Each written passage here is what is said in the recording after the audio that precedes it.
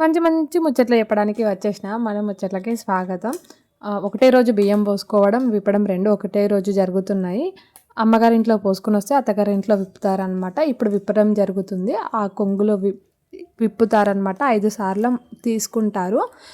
అబ్బాయికైతేనేమో పిరికిల్లో తీసుకుంటారు. అమ్మాయికైతేనేమో 2 దోసిళ్ళ నుంచి తీసుకుంటారు. అట్లా 5గురు ముత్తైదులు తీస్తారనమాట. 5గురు ముత్తైదులు పోస్తారు. 5గురు ముత్తైదులు తీస్తారు.